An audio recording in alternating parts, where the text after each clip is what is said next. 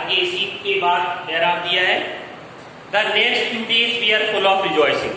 अगले कुछ दिन थे जब उसका भाई आ गया तो रिजॉइसिंग, कुछ हर्षोल्लास, जॉयफुल हो गए थे। घर में कोई नया मेहमान आ जाता है तो घर का एटमॉस्फेयर थोड़ा चेंज हो जाता है, तो वही हुआ। The brother asked after the education of two boys.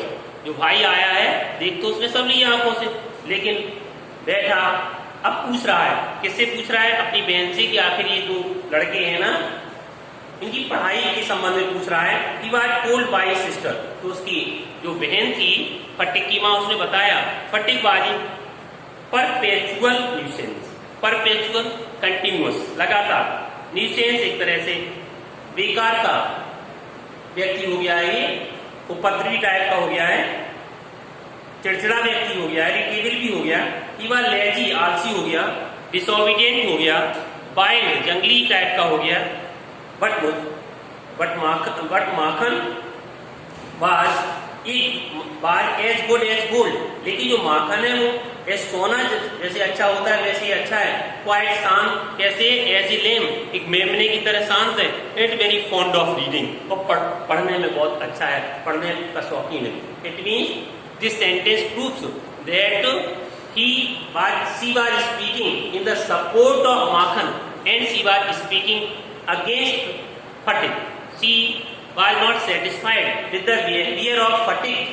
She was satisfied with the behavior of Makhan. So she was speaking in the praise of Makhan before her brother. Now क्या कहा उसने?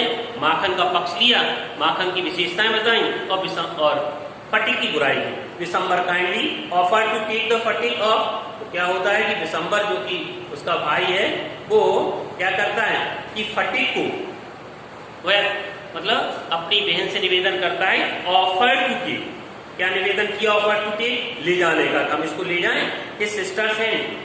उसने कहा कि हम आपकी संरक्षण से इसको ले जाएं अपने साथ, एंड एडुकेट हिम, इसको पढ़ाएं with his own children in Calcutta, Calcutta में अपने बच्चों के साथ इसको पढ़ाएं। द विडो जो विधवा मदर थी किसकी? फटिक की, रेडली एग्री, बड़ी शीघ्रता से क्या हुई? सहमत हो गई, मान गई बहन। क्यों? Because she thought that when he would live with the children of her brother, then her behavior would be improved and he would make progress. ये सोचा उसने कि जब रहेगा भाई के साथ, भाई के बच्चों के साथ, उस प्रोग्रेस करेगा। तो when his uncle asked Fatik, जब उसके अंकल, यार अंकल मीन्स मामा, वो उसके मामा थे, asked फटिक से कहा if he would like to go to Calcutta with him, कि क्या वह उसके साथ कलकत्ता जाना पसंद करेगा। His joy knew no bounds, मतलब उसकी जॉय जो था आउट ऑफ लिमिट हो गया, आनंद से भावपूर्ण हो गया, उसके आनंद का ठिकाना नहीं रहा। And he said, बोला, oh yes uncle, हाँ uncle, in a way that made it quite clear that he meant it. इस प्रकार that made it quite clear, स्पष्ट हुआ he meant it, कि ऐसा लगता था कि वह यही चाहता था। he meant it मतलब he wanted to go with uncle. Now it was immense relief to the mother, immense, बहुत अधिक रिलीफ, थोड़ी सी राहत मिली माँ को, to get rid of फटिक से छुटकारा मिले। She had a prejudice against the boy, क्योंकि वो माँ जो थी वो prejudice, पक्षपात भी कह सकते हैं, पूर्वाग्रह भी कह सकते हैं, पहले की आदतें, पहले की गलतियों से कुछ माँ उसे पसंद नहीं करती थी, तो she had a prejudice against the boy and no love was lost between the two brothers, और no love, और कोई प्यार भी नहीं था, was lost between the two brothers, दोनों भाइयों के अंदर।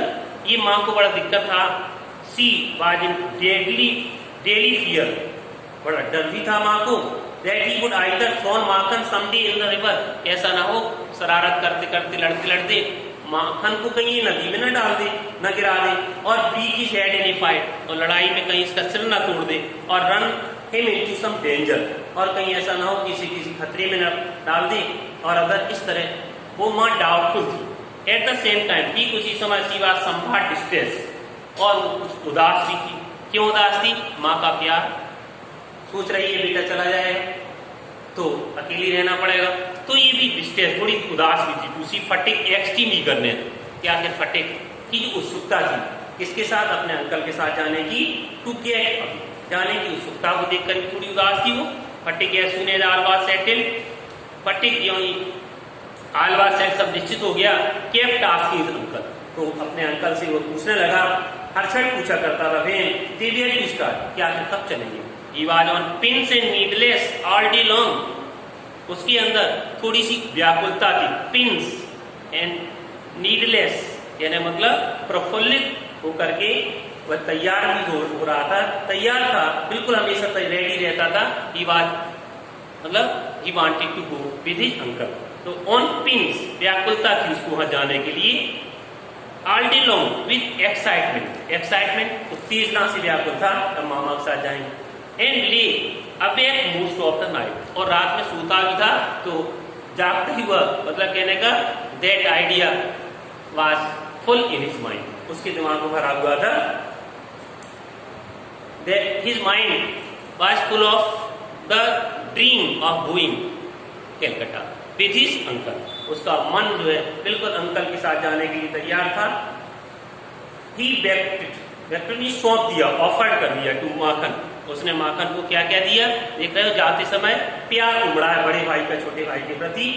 क्या उमड़ा प्यार? क्या उसके अंदर प्यार आया माखन के प्रति? उसने माखन को सारा कुछ जो भी उसके पास था, इन परपेचुअलिटी, हमेशा के लिए क्या दे दी उसने? हिज फिशिंग रॉड, अपनी जो मछली पकड़ने का कांटा था, ये गांव के बच्चों के पास होते हैं छोटी छोटी चीजें, ये दे दिया। His bag kite, big kite, पतंग दे दी।